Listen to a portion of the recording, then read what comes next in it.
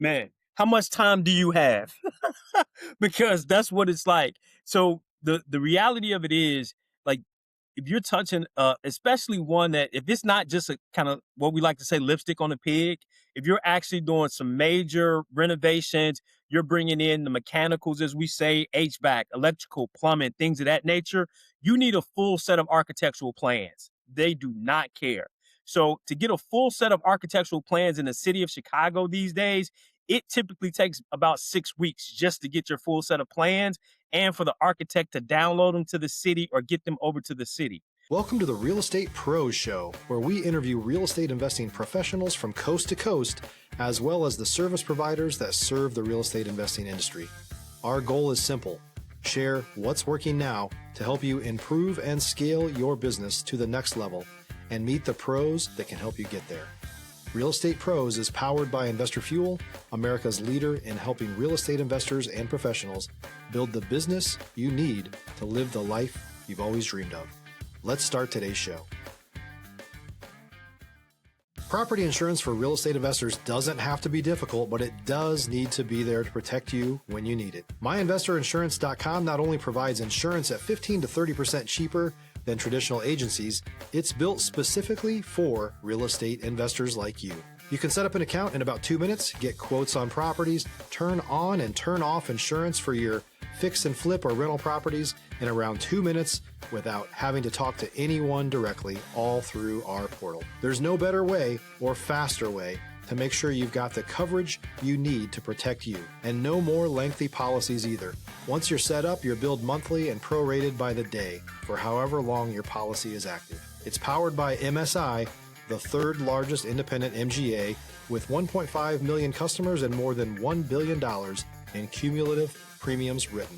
Get set up today in about 2 minutes at myinvestorinsurance.com/fuel.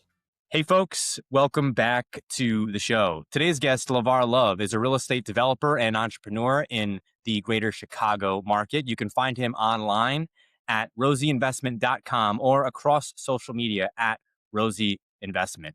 LeVar, thanks for taking the time today. Hey man, thanks for having me. Pleasure to be on.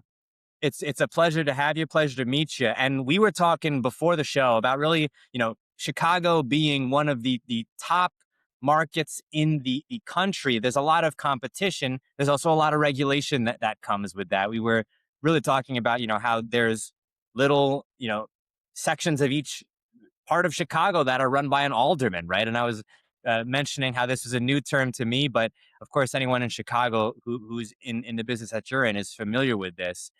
When we talk about developing in Chicago specifically, right? What's the on-ramp for this like? Because to me, as an outsider looking in, it seems like, there's got to be an established group of people who are doing this. And to get in doesn't seem like the easiest thing to be doing. So what I would say is, if going back, when I started out in Chicagoland, I didn't start out in inner city. I actually started out in the suburbs. So there's several, it's what they call Chicagoland. So in Chicagoland, there's several small municipalities where the barriers of entry are just a little lower, if that makes sense, and the risks aren't as high, right? So I started out in the Chicagoland area in the southwest suburbs. And then as I built my network up, I moved more inner city. I got connections with different departments in the city. What I would tell you, you really have to understand kind of the city of Chicago's code. It kind of has its own code. So I would learn the suburbs first, right? Pick me a municipality that I'm more comfortable with. And then as I grow, as I understand the landscape a little bit better, then I would move inner city Chicago's, where the prices get higher and the risks get higher. Now, when we talk specifically about going from the suburbs to the inner city, one of the things that comes to mind for me is that you're now dealing with like a longer deal time frame. Permitting process is longer, things can change, right? So walk me through that process from going into that urban sprawl to then dealing with, some of the parts of Chicago itself where there is kind of that leeway period where you might have to say, hey, we might not be done with this for a couple of years, right? Man, how much time do you have? Because that's what it's like. So the reality of it is, like, if you're touching, especially one that if it's not just a kind of what we like to say lipstick on a pig. Stop living on an island and join the #1 mastermind in America for professional real estate investors. Investor Fuel is a community of hundreds of the nation's top investors working together to build stronger businesses and better lives.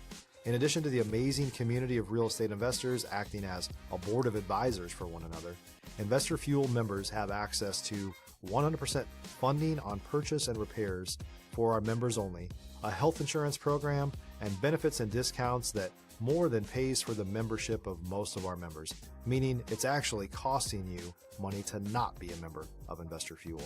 If you're looking to scale your business and build a business that allows you to live the life of your dreams, please visit investorfuel.com today and book a call with our team.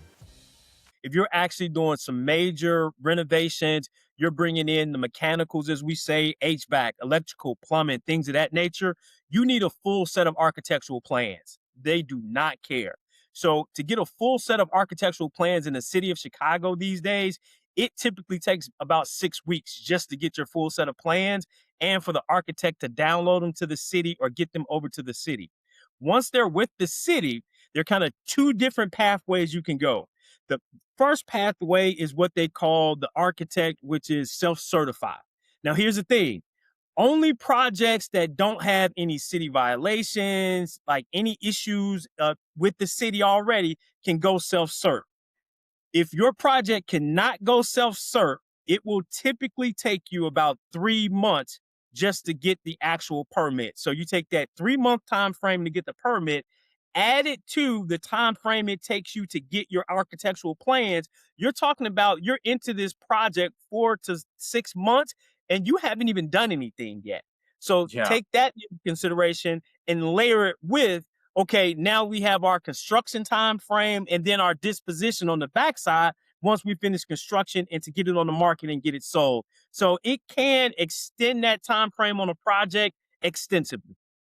Now, when we talk about build to sell, I don't have experience in this realm, but I'm imagining that a lot of this is going to be dependent on what the market looks like when it comes time to sell it. That could be entirely different from when you started the acquisition, right? So it's almost like you have to factor in that there could be an entirely different set of conditions from when you even bought the land, right?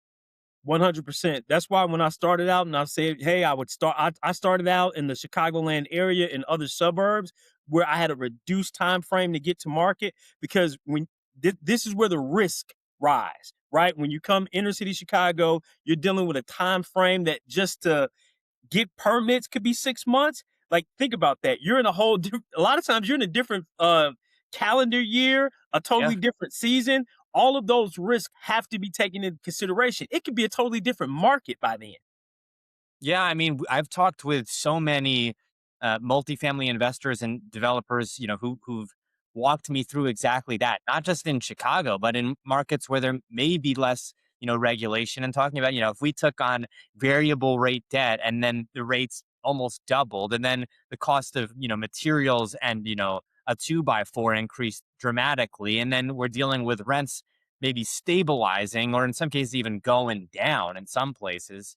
I don't know if that's happening in Chicago, but I can say for like Austin, Texas specifically, there's an abundance of multifamily that it ends up, putting some syndicators, some operators into some level of distress. Not because the property is distressed. The property could be brand new, but because you're dealing with like this, perfect storm of things happening that can affect your bottom line.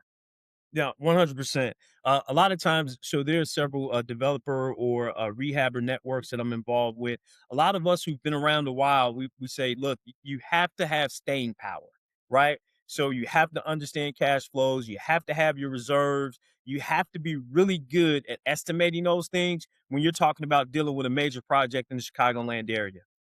Yeah, I mean, when we specifically talk about uh, like your estimations and going into what could be, I'm thinking it's got to be 2-3 years in most of these deals, right? Was that about accurate, or can you wrap them up in under a year? Nah, so it's rare that it happens in under a year. If you self-certify, if you can get a project that can get self-certified, you can definitely wrap it up in under a year. Not a problem because you typically have your permits in about 30 days. if the project has housing violations. If you're looking for consistent, high-quality leads, look no further than Investor Machine. Investor Machine isn't just another agency, it's the most sophisticated, data-driven lead generation company on the planet for real estate investors, and serves the role of being not just a lead generator for your business, but a marketing partner that is helping you achieve your goals along the way. Go to investormachine.com to learn more and schedule a call with our team today.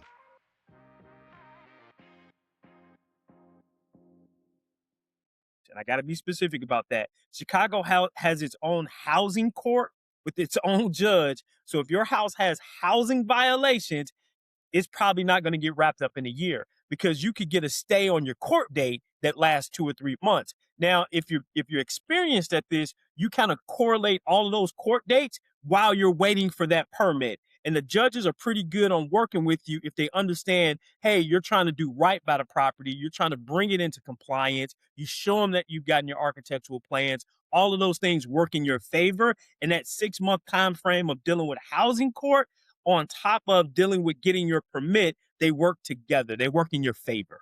What's going to cause a house or a property to go into a housing court? I'm thinking in my Texas thoughts, I'm thinking like a stop work order where some contractor did bad work. But what's going to cause this to happen in Chicago? So that can cause it, but that is not the number one reason in Chicago. In Chicago, because of the density in the marketplace, there are a lot of properties that are abandoned, not stabilized, have safety issues, code compliance.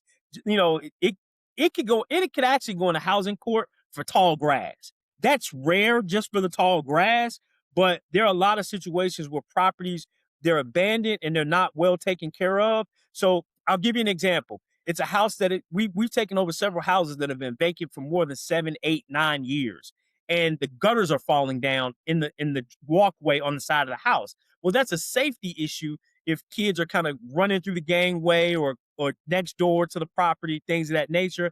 That is one of the probably top priorities that you'll see a property in housing court, because it needs what they call it needs stabilization. The property isn't stabilized. It's not in a good, safe space or place. Now, this is interesting because I mean, the judge, I'm imagining, doesn't have, do they have a lot of real estate training? Because how are they able to determine when this has been, you know, taken care of? Yeah. So many of the judges have they've now been in housing court for a long time, and they have an inspector. So what they're in the city of Chicago, the Department of Buildings, they have 2 sets of inspectors. They have inspectors that go out and kind of, do inspections for your, rough plumbing that's now finished, your rough electrical that's now finished. Then they have another set of inspectors that just go around and check these houses for safety compliance. They have what's called the Troubled Buildings Initiative as well. So if they, neighbors will call in and say, hey, this building's unsafe, the Department of Buildings will send an inspector out to kind of do an inspection. What's unsafe about it? What needs to be corrected? And then it's that inspector with their expertise that comes back and reports to the judge what should be taken care of, the condition of the house, things of that nature. So I guess, are investors totally aware when they're buying when a house is in housing court? And, could they potentially be unaware and they find out after they've bought it that the house is, pending a court date? They could 100% be unaware. Yes, especially kind of young investors, early investors.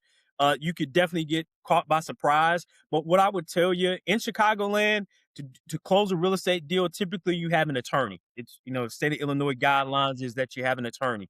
It's your attorney's responsibility to do the due diligence if you're buying a property inside of the city of Chicago, to make sure that it does not have violations or issues or things of that nature.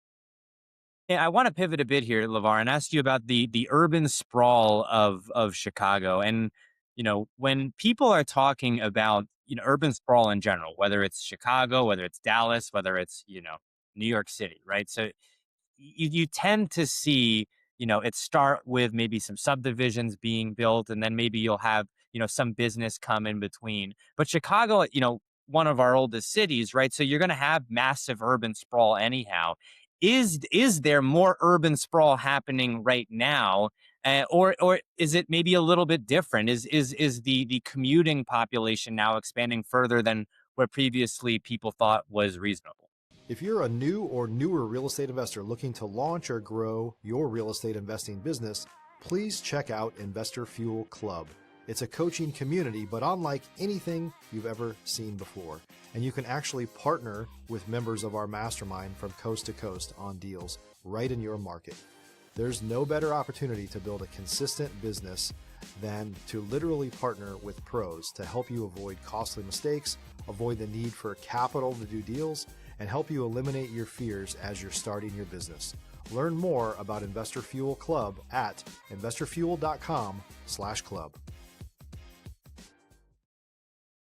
So in the Chicagoland area, all of them are happening because what's going on is that you actually have, now be candid, because of taxation, you have a lot of individuals that are actually moving over into Indiana. So basically Northwest Indiana has a growing population right now and less taxes, which is, you could be in the most eastern part of Chicago, you can be in Indiana in 2 miles. So it's kind of like that situation. So it's like, well, if I can reduce my tax situation by 20%, why wouldn't I just move 2 miles over and basically have the same commute to work and work in Illinois? Does that make sense? So that's kind of one of the things that's going on. And then the second piece is, in a lot of individuals, there's a lot of kind of development in the south and west suburbs of Chicago. For example, Amazon fulfillment centers that are going up, industrial places that are going up in Bolingbrook, an area called Bolingbrook, Romeoville. So a lot of individuals are actually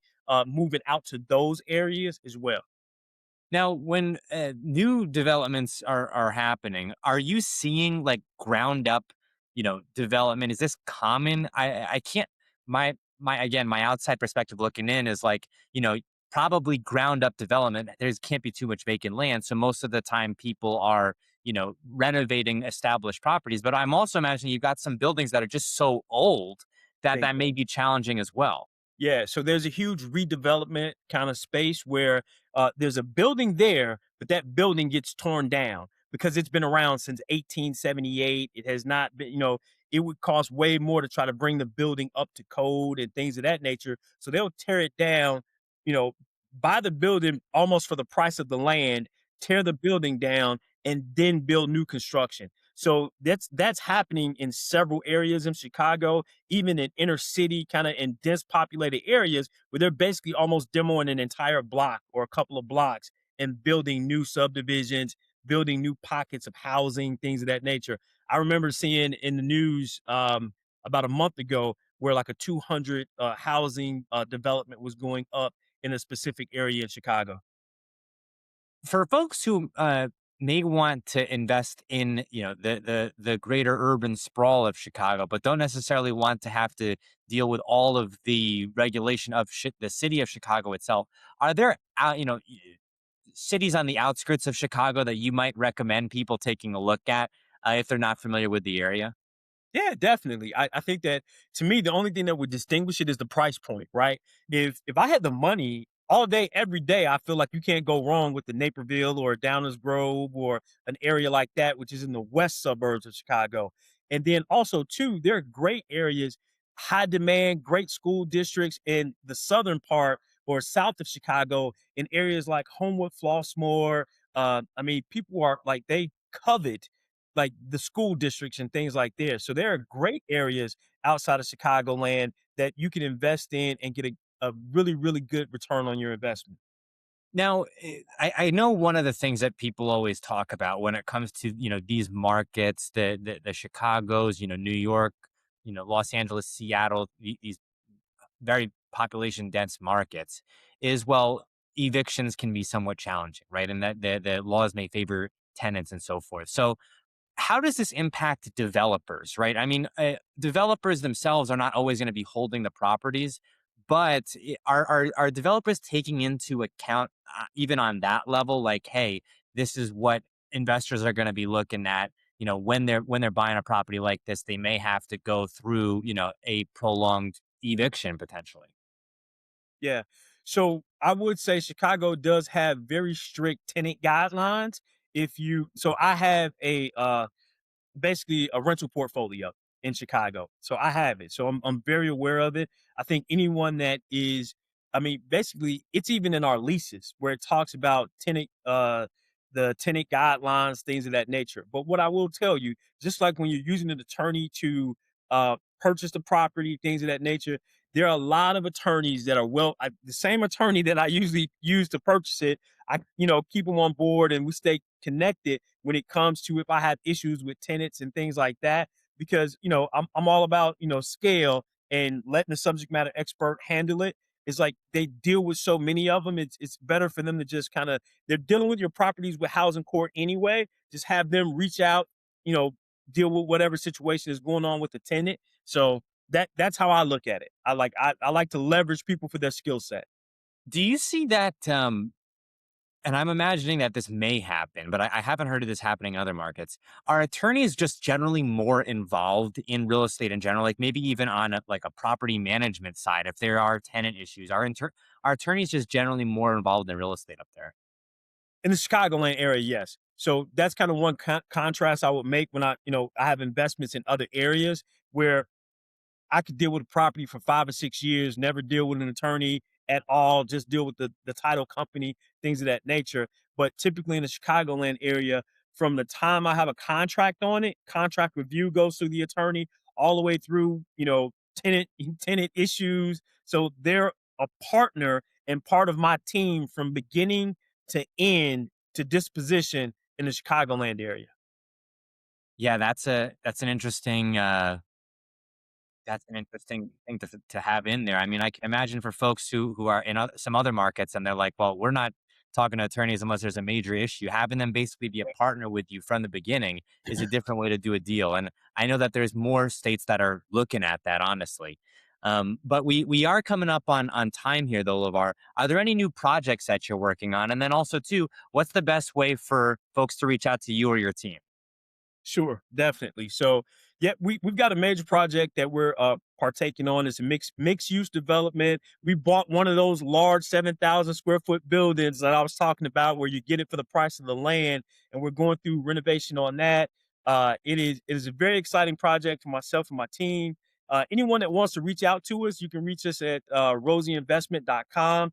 And here's the thing: I remember back in the day when I was a young investor. So I do a lot of coaching, a lot of consulting and things like that. So if there's someone that's trying to come into the marketplace in the Chicagoland area, they want some guidance, they want some consultation, feel free to reach out to me. I'm there.